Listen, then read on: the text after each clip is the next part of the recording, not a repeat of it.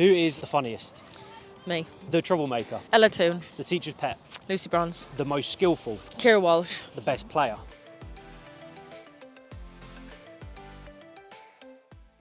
What are you here for today, Beth? So I'm here today for McDonald's fun football session. We have been here to learn basic BSL, British Sign Language, and we are here in collaboration with UK Deaf Spot. How important is that for people to learn both in sport and in a day-to-day?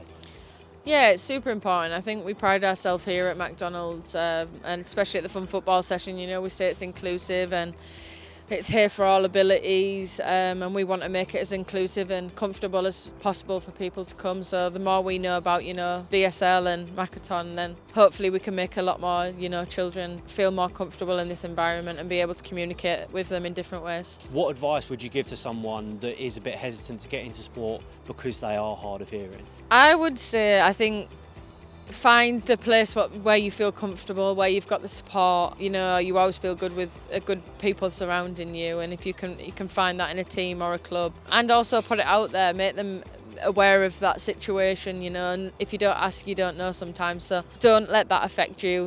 Make sure that there's the right facility and ability for people to understand where you're coming from, but hopefully they can feel comfortable in their own skin when they come to different clubs or places like McDonald's fun football sessions. Do you know any sign language yourself? I've learnt a little bit today. So I've got football, fun, and then you've got goal, and obviously thank you. Do you think it's easy to learn, and is it something that more people should consider in sport? I think it's important. I think it's important for people to understand and be able to learn. I think, the kids were great today. They picked it up really, really quickly, and we obviously did a few tests with if they knew which word was which, and obviously to finish in the goal after, and they picked it up really quickly. And we had obviously a BSL teacher here helping us out, but it's funny how quickly you can pick it up. So why not try and learn it and stop being, ignorant and arrogant to that situation. Your Arsenal and England teammate Lotta, she did the gunner sign when she scored against Man City. I mean, that's a really nice gesture. Could we eventually or potentially see a kind of like double act BSL celebration this season?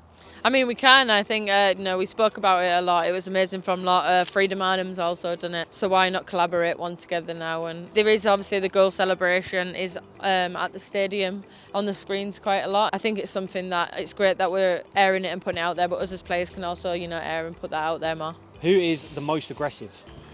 Georgia Stanway is always quite aggressive on the pitch. The funniest? Me. The troublemaker? Ella Toon. The teacher's pet? Lucy Bronze. Always late? I'm going to say, from what I've heard last camp, Jess Naz. 7 minutes late, apparently. Who's on the Orcs in the dressing room? Leah Williamson. The most stylish? Leah Williamson's got good style. Chloe Kelly's got good style. Mary Earp's got good style. The most skillful? Kira Walsh. The best player? I think Lucy Bronze has put that out there for a lot of years. And your best friend? Millie Bright. What are England's expectations this summer in the Euros? To go and win it. We've won in 2022. We've got a target on our back. We know that. We've got a good team. We've got the quality. But we've now got to turn up to this tournament and perform. And ultimately, we're going there to win it. Yeah, with a target on your back. I mean, Germany, I think they won it 5 times in a row or something like that. Is that something that England could actually do? I think that's the level we need to be at now. Germany have done it, like you said, 5 times. Americas have done back-to-back World Cups and have targets on their back, but the best teams, adapt and provide the performances that are needed to win tournaments again. And the game and competition again is at a next level, so that means us as individuals and as a team have to be a next level as well. Yeah, and at the Euros, at the 2022 Euros, you won the Golden Boot, Player of the Tournament, you've recorded the most amount of assists. How high does that rank among the top moments of your career? Yeah, I think that's pretty much one of the highest ones. I think I had the tournament of my life there, so it'd be nice to be able to get that bit of form coming into the next Euros and for club as well. But peaking at the right time obviously is key, which I think I did quite well in this. The Euros obviously just gone. Unfortunately, kind of like on the darker side of football, you did miss the World Cup through injury. Yeah. Was that possibly the toughest moment of your career? And if so, how did you overcome such a difficult situation? Yeah, it was really tough. I think obviously it was such a big injury, ACL, not the one you want to hear as a footballer. Kind of knew it was going to be a close call, but obviously it was a bit too close for me to be able to make it. And you win a trophy at a Euros, you're hungry for more and you want to go with your team. And football's not a long career. You don't get that many World Cups in you. So there's a World Cup that I've missed, through injury, which obviously I'm devastated about. And the girls got to the final and did amazing and, inspired a nation again. But ultimately, you want to be there doing it with them and helping them over the line. So it was tough to watch, but super proud of what the team did and put out there again for the World Cup.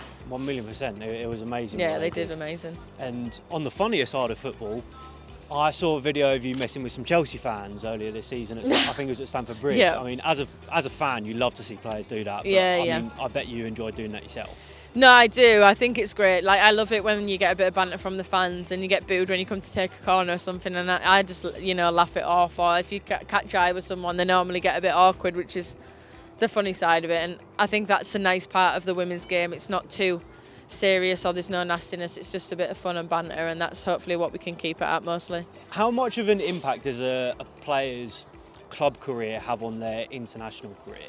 Do they bring that kind of club rivalry into the team when you go and meet your England players, or is it literally you meet everyone and it just completely disappears?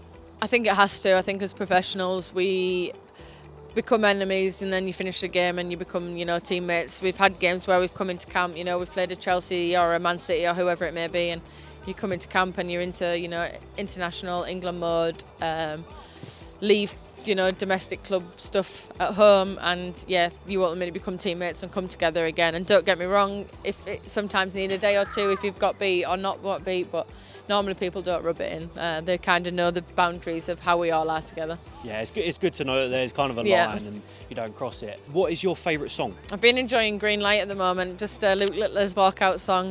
We play it quite a lot in the change room. It's always a feel-good song, so I'm enjoying that one at the moment. What is one thing people may not know about you? I did ballet as a kid. Yeah? It wasn't my favourite thing to do, but I did it as a kid, and hopefully it helped me a little bit of balance coming into football. My mum used to get told off because I was very disruptive in the class, but I liked a bit more energetic things sometimes. What's your favourite sport other than football? I like a lot of sports. I did a lot of sports as a kid. Do you know what? It's weird. I really like Formula One. Yeah. I really like sitting and watching it. I like the strategy. I like watching the Netflix Drive to Survive. I've been lucky enough to go to Silverstone and watch some of it, and it's a weird one to say, but I quite enjoy it. My dad and my brother like cars and stuff, so they brought me up watching that stuff with them too. What team fan are you? I went to the garage with Red Bull. Sounds very weird to say, but I'm quite good friends with Jerry Halliwell. So I went with her to Formula One, which is very weird for me to say because I love the Spice Girls too. But yeah, it depends. I like drivers too. So I like Hamilton, obviously now he's at Ferrari. I really like Lando Norris, but he's at McLaren. I like sometimes the drivers more than who they're driving for. Yeah, that's fair enough. Who's your biggest role model? Growing up, Kelly Smith, one of the very few footballers that you knew growing up.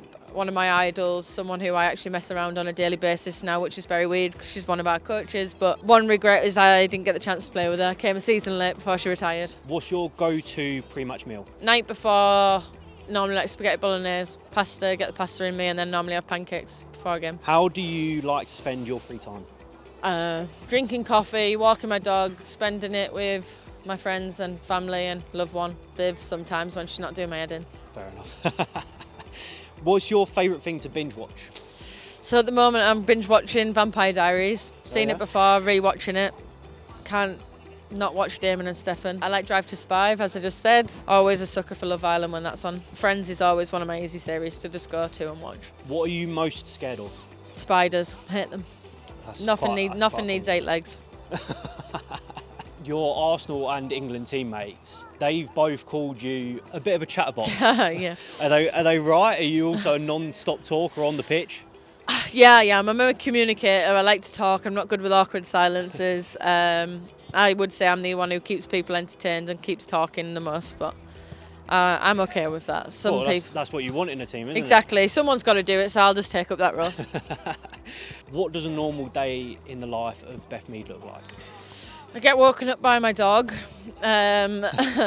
quite early. No, I normally take my dog for a walk at like 8 o'clock every morning, take a coffee with me in my little takeaway mug, drive into the club, have breakfast there. We'll have meetings, do my pre-activation stuff in the gym, go out on the pitch, come back in and do extra gym work if needed, have lunch, treatment if needed, and then I'd come home and walk the dog again, have a coffee with the girls, have food, chill, watch Netflix. Can be like a normal human being sometimes, so that's nice. One player you'd love to meet? Messi or Ronaldo. One player to look out for at the Euros? I'm going to say Grace Clinton. One team you would never play for? Tottenham. Who are the underdogs at the Euros? I never think you can underestimate a home nation. Switzerland have got some good players. Who's the best team you've ever faced? Never enjoy playing against Spain. You don't touch the ball very much. Not a fan of playing them. Who will win the Euros Golden Boot? Leslie Russo. Back our girl Les, yeah. She's done well this season. She has, yeah. So she could take that into the Euros, that'd be great. Fingers crossed. Who will win the Euros? England. Good answer.